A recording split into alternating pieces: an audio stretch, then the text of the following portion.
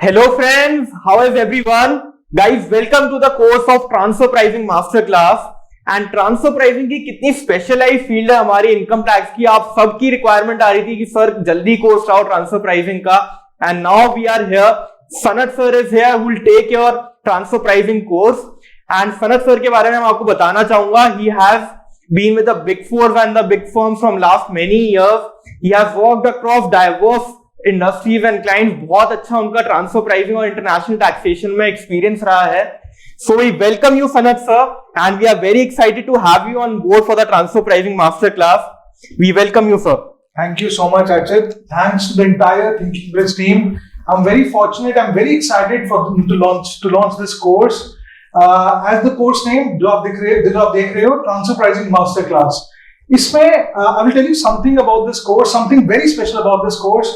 इसमें our main focus is to get into the practical aspects of course. जैसे अर्चित जी ने बताया कि I have been across many big fours, I have seen their working style, I have seen how these big consultancy firms actually do transfer pricing, and that's what I'm very excited to deliver that. मैं चाहता हूँ कि every viewer of mine, every learner of mine should become, after this session, become an expert in transfer pricing. उनको पता चल जाए कि transfer pricing actually में कैसे काम होता है. That's what my intent of this course is. Right. So guys, Sanat sir is with you and try to extract the maximum benefit out of his knowledge. जो सर का experience और knowledge रही है उससे आपको बहुत सारी चीजें सीखने को मिलेंगी. Sir is active on the discussion forum also, वहां पे भी आपके सारे डाउट्स एड्रेस होंगे. So all the very best guide for this particular course. I hand over the session to you sir. So all the very best guys. Thank you very much. Bye bye.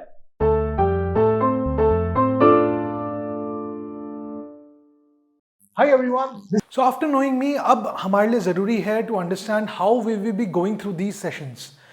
Transfer pricing in one word or in one line, if I were to define, is just determining the pricing for any transaction between two related parties. Like for example, अगर आप देखेंगे तो फिर इसमें if there is a transaction between say two entities like Reliance India or Reliance US, इस case में we determine a price at which this transaction should take place. हमारा इन सेशंस में ऑब्जेक्टिव रहेगा to understand the law, the statute और how the things have been brought forward by the Indian taxation department.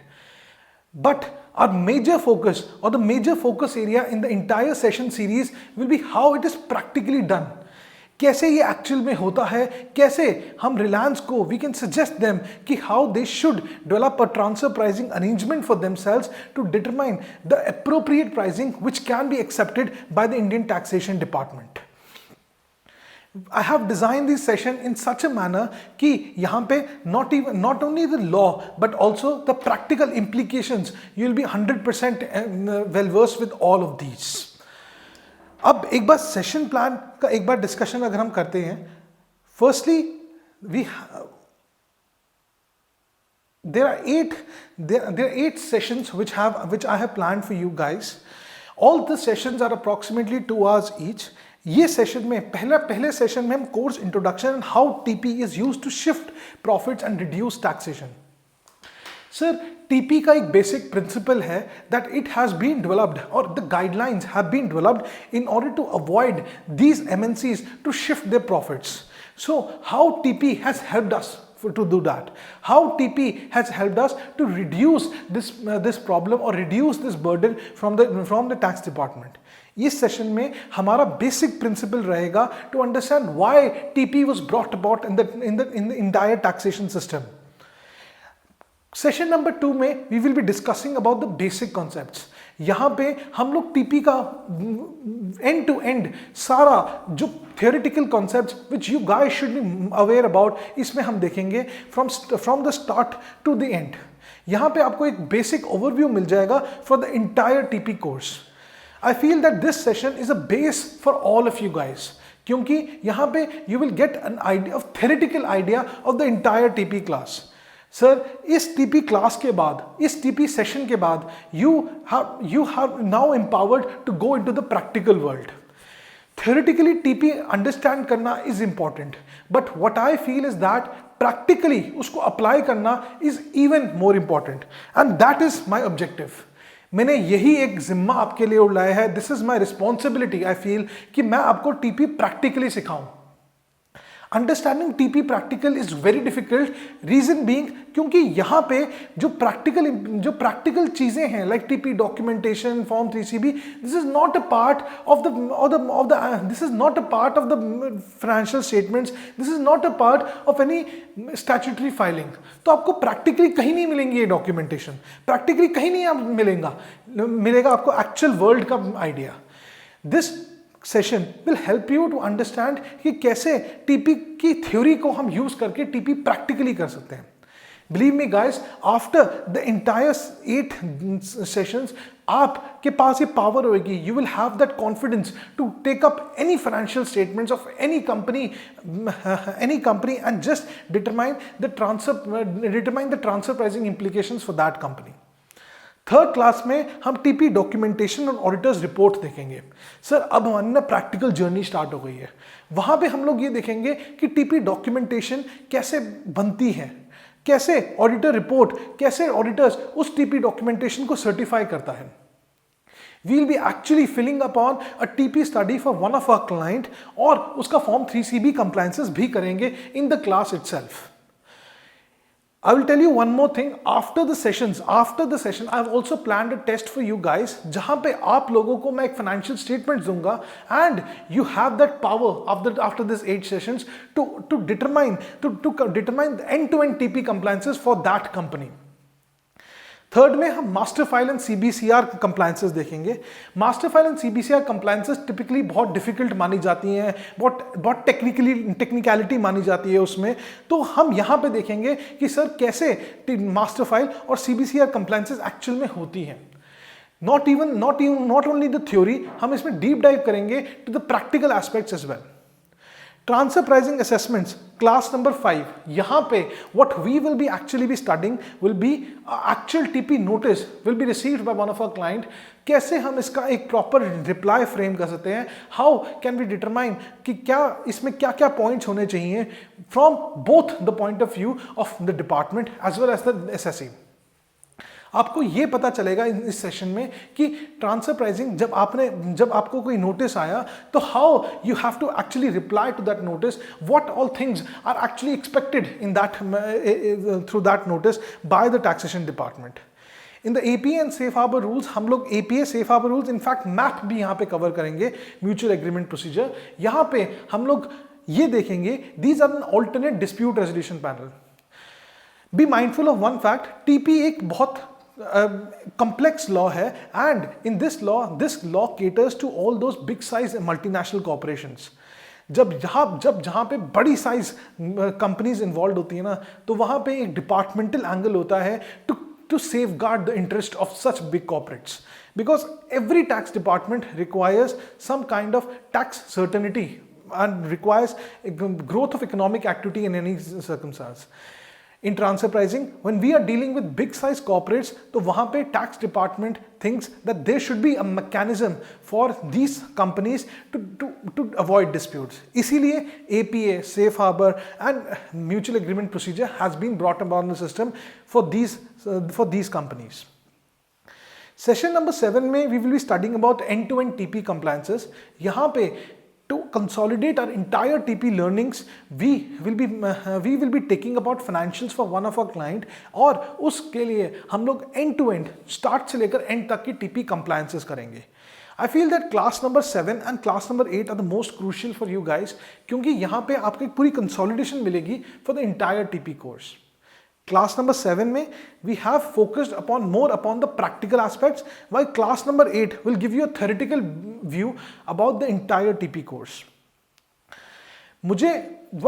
This is what I will be delivering you in my entire journey of these classes. What I will require from you is that a thorough learning of the law. आपको law के बारे में एक एक चीज पता होनी चाहिए. You should be aware and an open mind होना चाहिए, because जब तक आपको लॉ के बारे में नहीं पता होगा and you don't have an open mind, you will not be able to comprehend it practically TP को समझना बहुत जरूरी है, and that is why I am here and that is what I want to deliver to you. आपके पास law की understanding होनी चाहिए, mostly will be served in the session number 2, but you also should have an open mind towards the entire course ताकि आप उसे practically comprehend कर सको. So till now अभी तक हम सर ये देख चुके हैं कि what we will be actually covering in this session.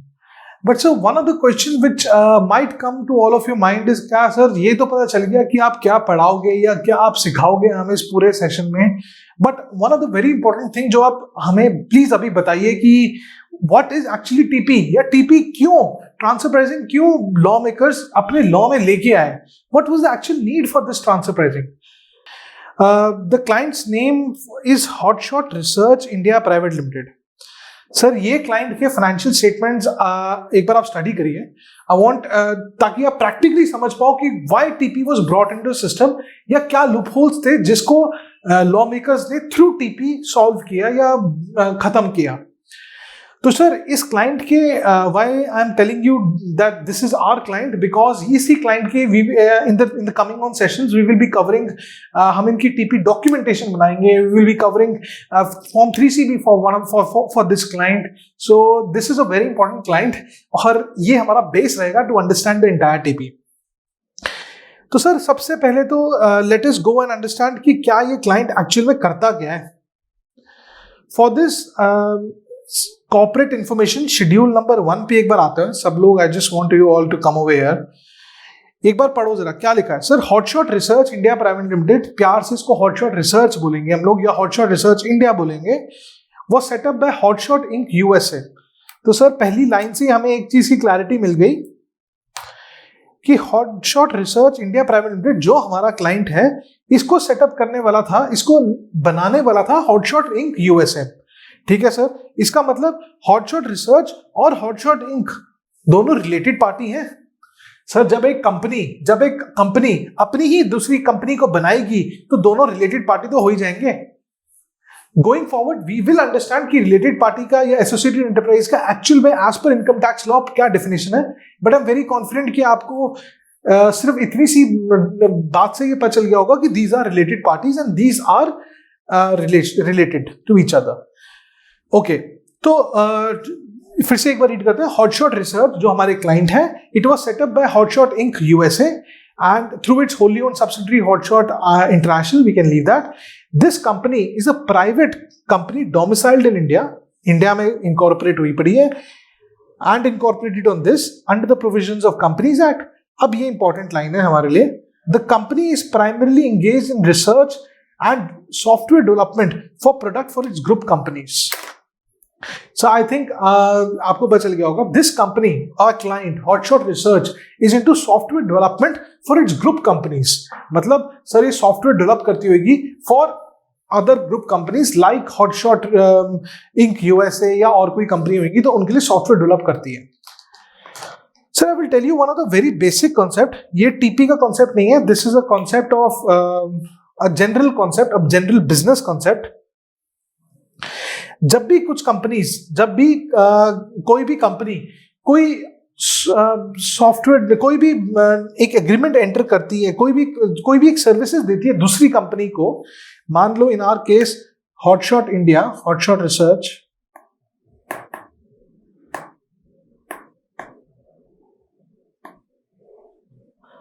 Hotshot research और हमारी क्लाइंट है और हॉटशॉट यूएसए इसकी निर्माता है. यही कंपनी है जिसने इसको बनाया है. तो सर जब ये दोनों जब हॉटशॉट रिसर्च ने बोला हॉटशॉट यूएसए को कि सर मैं आपको सॉफ्टवेयर डेवलपमेंट सर्विस दूंगी, मेरे पास सॉफ्टवेयर डेवलपमेंट की एक्सपर्टाइज है, I will give you software development services. ठीक है सर, इसने बोला I will give you software development services. Sir obviously when Hotshot Research is providing any services to any of its third party या any other company, तो obviously वो कोई consideration भी charge करेगी, समाज सेवा तो नहीं करेगी. तो इसीलिए Hotshot Research ने बोला आप मुझे इसके बदले में rupees, for an example 100 rupees या 100 करोड़ रुपीज या 100 lakh rupees, you can take it any way, आप मुझे दे देना, मैं आपके लिए सॉफ्टवेयर डेवलप करके दे दूंगी 1 साल का. Hotshot USA ने एग्री कर लिया and they entered into what is known as a ICT और an inter company agreement.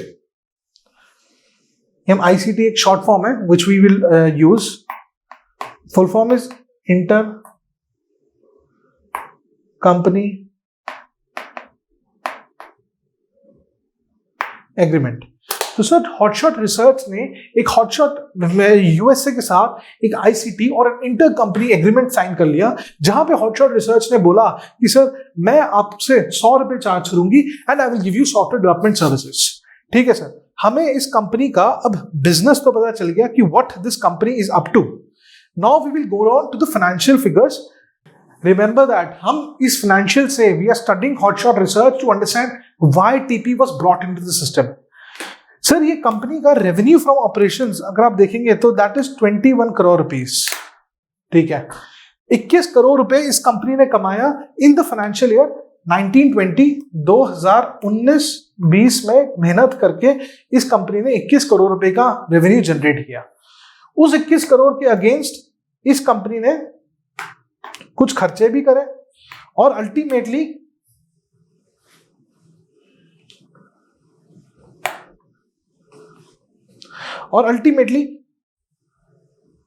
$2 crore 76 lakh का प्रॉफिट जनरेट किया. 2.76 करोड़ रुपीस. इस पे उस कंपनी ने ऑब्वियसली अराउंड रफली 30% टैक्स जमा किया. दैट इज अराउंड 2 करोड़ का 30% टैक्स जमा कर दिया. दैट इज रफली 82 लाख रुपीस का टैक्स कंपनी ने जमा कर दिया. सर 82 लाख रुपीस का टैक्स जमा कर दिया कंपनी ने by entering into such arrangement. Sir अभी आपने एक चीज हमें बताई थी कि hotshot research into software development services and it is providing software development services to its group companies. और इसने हमने ये भी देख लिया इसके P&L स्टेटमेंट से, statement of profit and loss से, कि इसने 1920 में 21 करोड़ रुपए का प्रॉफिट जनरेट किया, जिसपे इसने 2.76 करोड़ रुपीस का प्रॉफिट जनरेट किया और 82 लाख रुपीस का टैक्स भर दिया. सर अब जो इंपॉर्टेंट चीज है हमें ये देखना पड़ेगा कि जो ये 21 करोड़ रुपए का रेवेन्यू आया ये कहां से आया, ये कहां पर है. तो सर इसके लिए I will guide you to go to schedule, related party schedule. Related party schedule पे आ जाओ. सर इस कंपनी में related party schedule is at schedule number schedule number 22. Related party disclosures full screen कर लेते हैं.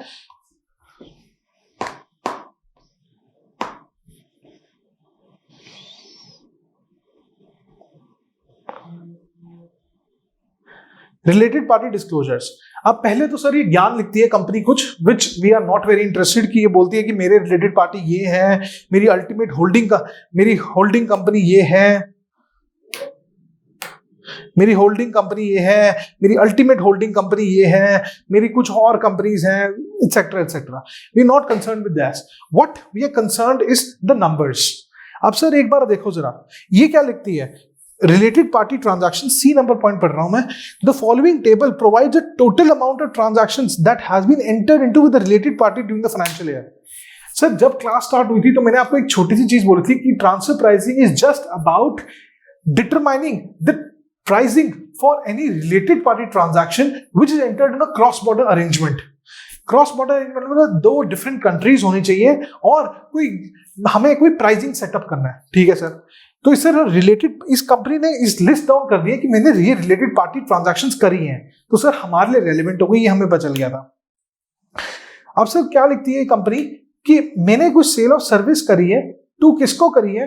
टू हॉटशॉट इंक यूएसए, जो इसकी निर्माता थी. याद करना, अपनी जो मेरी निर्माता थी, जो मेरी पेरेंट कंपनी थी, उसको मैंने कोई सेल ऑफ सर्विस दी. कितने की दी? पूरी 21 करोड़ रुपीस की. सर आप देखें, आपने देखा कुछ, आपने कुछ नोट किया? Did you note something? पूरे 21 करोड़ का जो कंपनी का रेवेन्यू है, पूरा 21 करोड़ रुपए जो कंपनी ने फाइनेंशियल ईयर 1920 में कमाया, वो कहां से कमाया? वो कमाया Hotshot Inc USA, which is its parent company, from provision of software development services. This is what we conclude from this analysis up to now. I'll say it again. Hotshot India, हमारा client, is into software development services.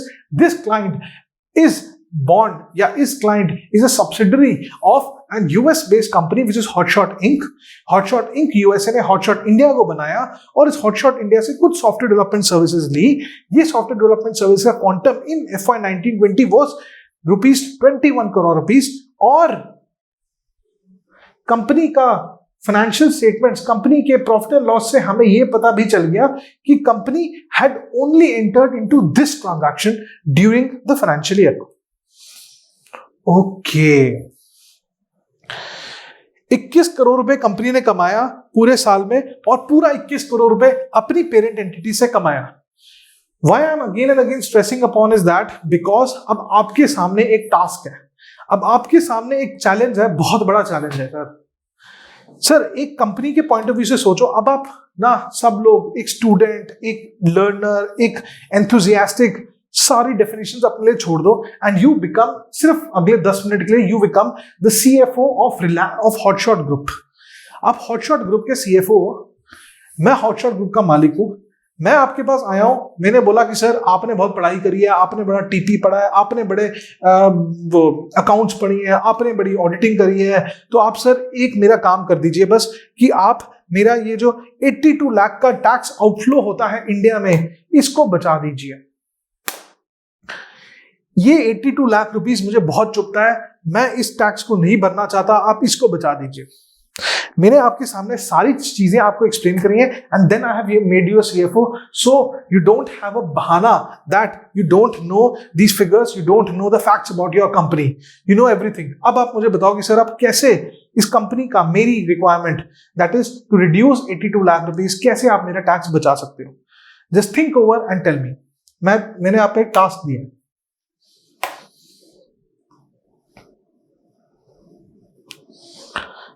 मैं एक बार fact सारे repeat कर देता हूं. आपकी company जो है, आपकी इंडिया वाली कंपनी जो है, वो इंडिया वाली कंपनी कुछ services, that is software development services, अपनी पेरेंट एंटिटी हॉटशॉट इंक को देती है. 21 करोड़ रुपए उस कंपनी के, उस अमाउंट के अगेंस्ट कमाती है. उस अमाउंट के अगेंस्ट सॉफ्टवेयर डेवलपमेंट सर्विस भी, और एक इंटर कंपनी एग्रीमेंट भी साइन हुआ पड़ा है. आपने भी साइन किया, उन्होंने भी साइन किया है, आपके पेरेंट ने भी साइन किया, आपने भी साइन किया है, और वो पूरा 21 करोड़ रुपए एक ही जगह से कमाया जा रहा है. And now you have a challenge from the owner, from the CEO, from the founder, that you being the CFO, you having such great knowledge, you have a challenge to reduce my tax liability. आप कैसे करोगे? How will you do that? सोचो, 5 minute सोचो, then we will have a discussion कि कैसे करा जा सकता है. Meanwhile, I'm just listing down some facts जो आपको हेल्प भी करेंगे. If you want any help you can refer this.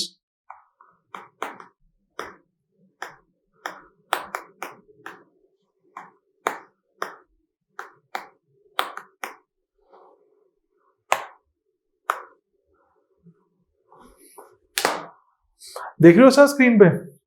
मैंने एक ना हिंट फैक्टर लिखा है आपके लिए. एक हिंट फैक्टर आपके लिए लिख दिया है कि इंडिया में जो टैक्स रेट है, ये जो परसेंटेज लिखी है ना, that is tax rates. India में जो टैक्स रेट है जिसमें आपने 82 लाख रुपीस का टैक्स आउटफ्लो अपना किया है, that is at 30%, while US में वही टैक्स रेट इज एट 15%. ये एक हिंट फैक्टर है आपके लिए. And remember, you are the group CFO, so you have decision making authority for the entire Hotshot group, not for Hotshot India, not for Hotshot USA. I want you all guys to understand, think that how can you save taxes?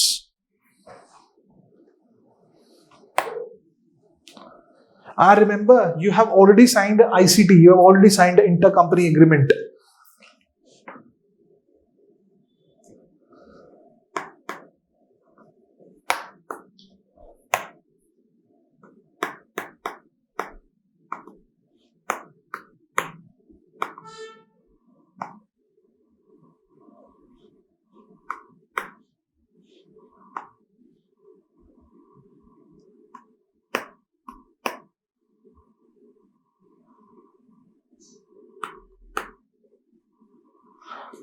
सोच लिया? Now let us discuss. एक बार देखते हैं कि कैसे बचा सकते हैं. आपके मन में थॉट्स आए होंगे, आई नो कि आपके मन में थोड़ा थोड़ा आया होगा कि सर ये कर लो, सर वो कर लो, लेकिन I will tell you one arrangement जो मेरे दिमाग में आया, देन विल थिंक कि और क्या पॉसिबिलिटी है या और क्या थिंग्स हैं जिसको हम कर सकते हैं. सर हमारा ऑब्जेक्टिव क्या है, हमें फाउंडर्स ने क्या ऑब्जेक्टिव दिया है, हमें अपने सीईओ से क्या आदेश मिला है या क्या ऑब्जेक्टिव मिला है? Our objective is just to reduce the tax liability. 82 lakh को हमने रिड्यूस करना है। सर टैक्स को कैसे कम करोगे, एक चीज बताओ जरा। सर टैक्स को कम करने के दो तरीके हैं जो एक लेमैन या कोई भी एक नॉर्मल बिजनेसमैन या कोई भी एक मामूली इंसान सोच सकता है। पहला, अपनी सर रेवेन्यू को कम कर दो या अपने खर्चों को बढ़ा दो। ऑब्वियसली ठीक है सर। अब सर इधर कॉम्प्रोमाइज्ड फिगर कौन सी है, इधर कौन सी ऐसी फिगर है which can be changed when you are the CFO, when you are acting as a CFO of the group? What is the figure which you can change, what is the figure which you can change? Sir पहला देखते हैं, खर्चों की side पे जाते हैं जरा। क्या आप एम्प्लॉय की सैलरी चेंज कर सकते हो? सर ज्यादा नहीं चेंज कर पाऊंगा। कितना बोलूंगा एम्प्लॉय को कि तू भाई 50,000 रुपए ले रहा है तो तू 40 ले ले, तू 20 ले ले, तू 30 ले ले। नहीं सर, ज्यादा नहीं हो पाएगा। आजकल एम्प्लॉय बड़े महंगे हो गए हैं, बहुत नॉलेजेबल हो गए हैं। सर क्या आप अपनी रेंट को बचा सकते हो? नहीं सर, ज्यादा नहीं बचा पाऊंगा, उसमें कोई मेजर सेविंग नहीं दिखती मुझे। छोड़ दो सर, खर्चे नहीं बच रहे। खर्चे नहीं बच रहे क्योंकि कोई फिगर इसमें कॉम्प्रोमाइज नहीं है, कोई फिगर ऐसी नहीं है जिसको हम बदल सकते हैं। ठीक है सर, दूसरी साइड पे आते हैं, रेवेन्यू की साइड पे। क्या आप सर इधर रेवेन्यू चेंज कर सकते हो? नहीं सर, नहीं कर सकते। क्यों नहीं कर सकते? सर आपने अभी बोला हमने एक आईसीटी साइन किया है, इंटर कंपनी एग्रीमेंट। सर हम तो इतनी देर से यही सोचे थे कि ये 21 करोड़ की फिगर को हम थोड़ा बदल देते हैं। नहीं सर, कैसे करोगे? आप जब एक आईसीटी साइन कर चुके हो, जब आप इंटर कंपनी एग्रीमेंट साइन कर चुके हो, how can you change the revenue figure? Sir that is what you had to think. That is what I was stressing upon. आप एक CFO हो, you are the group CFO. You can change the intercompany agreement. आप intercompany agreement, आप आज से बोल दो कि सर, मैंने आपको बोला था आपके इंडिया कंट्रोल भी है, यूएस कंट्रोल भी है। सर आप आज से बोल दो अपनी यूएस और इंडिया एंटिटी दोनों को कि सर हमारा कॉन्ट्रैक्ट जो 21 करोड़ का था ना, आज से वो कॉन्ट्रैक्ट हटके हो गया है 10 करोड़ का। ओह माय गॉड, पूरा 11 करोड़ रुपए मैंने कम कर दिया रेवेन्यू साइड से without affecting the service delivery. अच्छा सर मान लो अगर मैं ये काम करता हूं तो सर मेरा इंपैक्ट कितना आएगा प्रॉफिटेबिलिटी में? पहली बात तो मैं क्या कर सकता हूं? हाँ सर मैं कर सकता हूं। I am the group CFO, I can change the intercompany agreement as I want. मैंने कर दिया, कौन मुझे रोक सकता है? Intercompany agreement is just written on a piece of paper. दोनों पार्टी ने एग्री किया, the intercompany agreement is entered into. मैंने बोला कि मुझे दूसरी एंटिटी, सर आपको फायदा क्या होगा? सर देखो फायदा, इंडिया में टैक्स रेट है 30%, यूएस में टैक्स रेट है 15%। मैंने इंडिया का रेवेन्यू साइड कम कर दिया जिससे मेरे इंडिया में प्रॉफिटेबिलिटी हटके लॉस में ही कन्वर्ट हो जाएगा। देखो जरा, 10 करोड़ का अगर इधर रेवेन्यू हमारा इधर 21 करोड़ हटके 10 करोड़ हो जाए और हमारे खर्चे वही के वही 15 करोड़ हो, तो हमारा नेट लॉस आ गया 5 करोड़ का। मतलब इंडिया में कोई टैक्स नहीं भरना। इंडिया में आप कोई टैक्स नहीं भर रहे।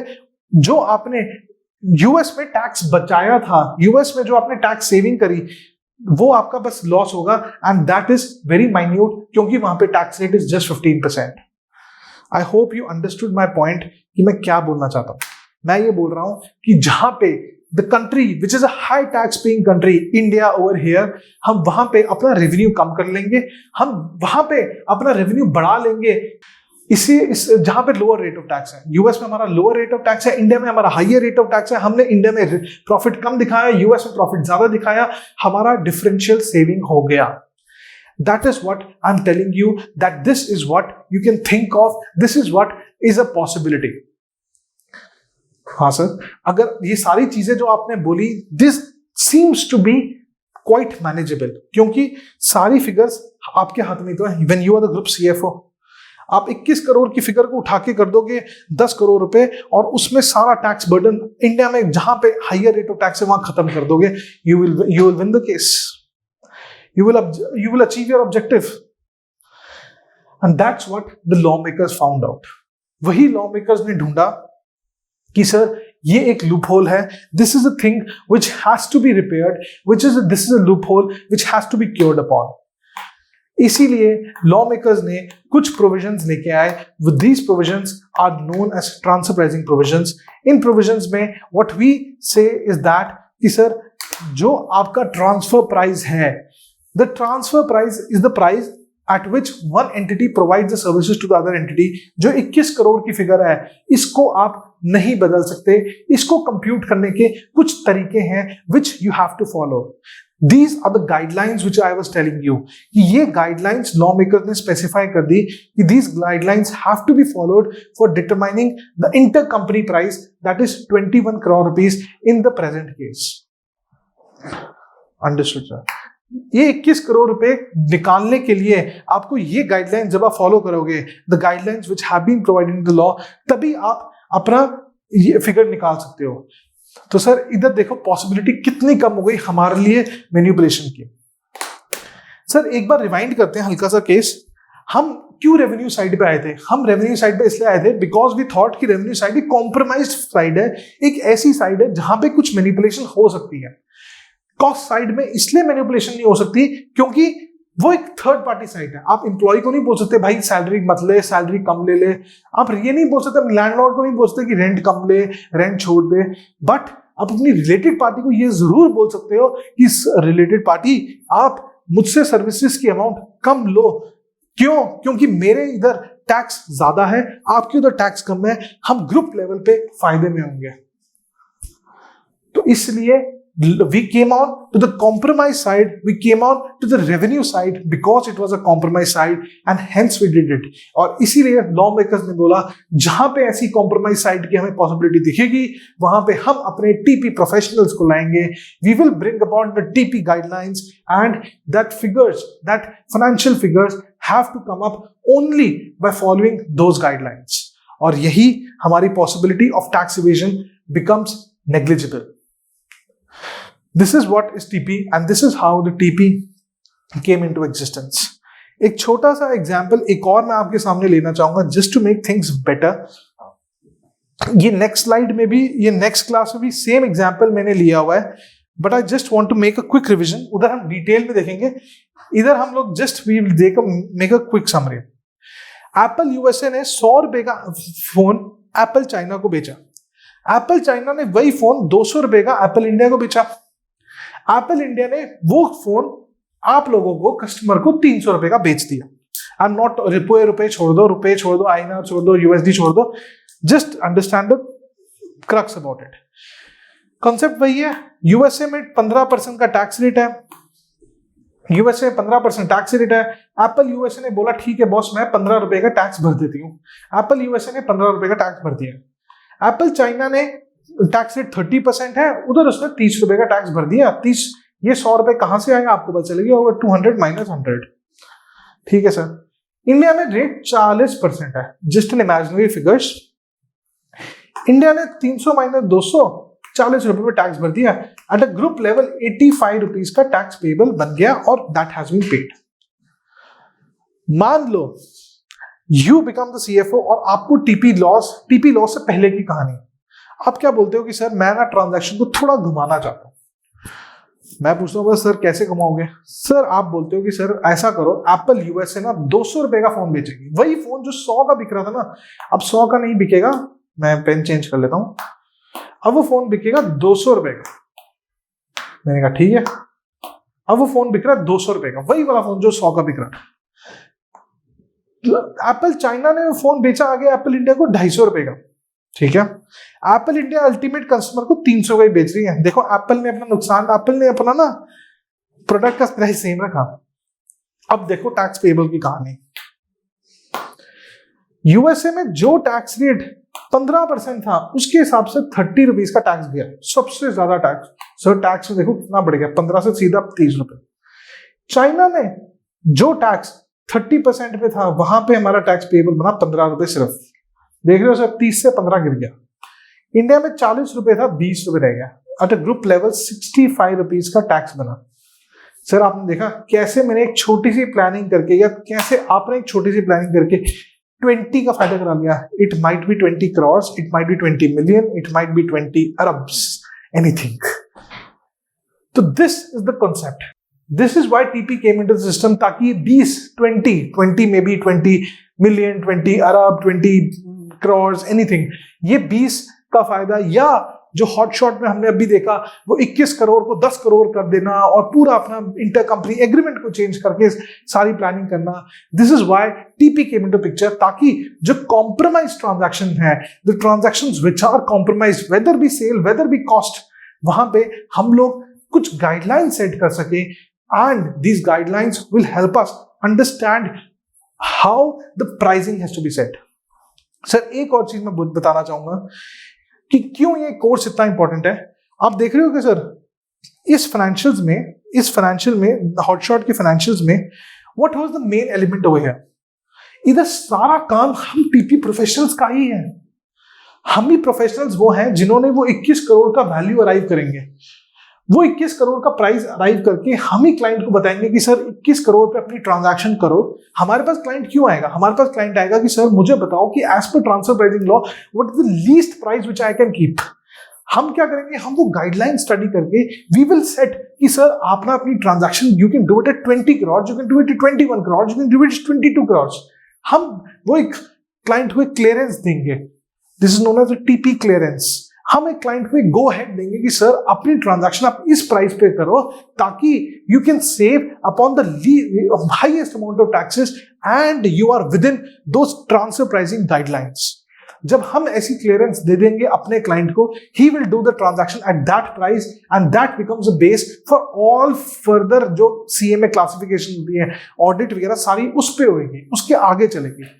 सो जैसी ये एंटिटी आप देख रहे हो, इन एंटिटीज के लिए we are the major persons. हम ही वो बंदे हैं जो इन प्राइसिंग को सेट करेंगे और हमसे ही आगे सारी कहानी चलेगी।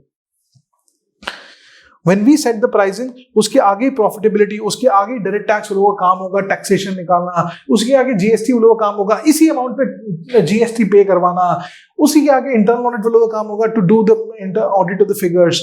सो we are the basis for companies like these to determine the pricing. So I think after this session you must have understood कि why TP is so important, why TP, क्या TP का relevance है, why TP was brought about in the system, क्या law makers का intent था to bring in TP, या क्या उनका बेसिक पर्पस था, एंड व्हाट आर दीज। और हम आगे आने वाले सेशंस में obviously apart from reading these guidelines which I just told you, these guidelines are obviously in the form of provisions of law, we will also study कि how exactly we compute those price, क्या methods हैं, क्या formalities हैं, what are the reports, what are the compliances which are to be done. So I am very very excited कि मैं आपको ये पढ़ाऊं कि what has never been taught. Practically TP, I don't think anyone is teaching, and that is what I am here कि मैं ये आपको सिखाऊं. I am very excited. I hope you guys are equally excited to learn these things. So see you in the next class. Thank you. All the best.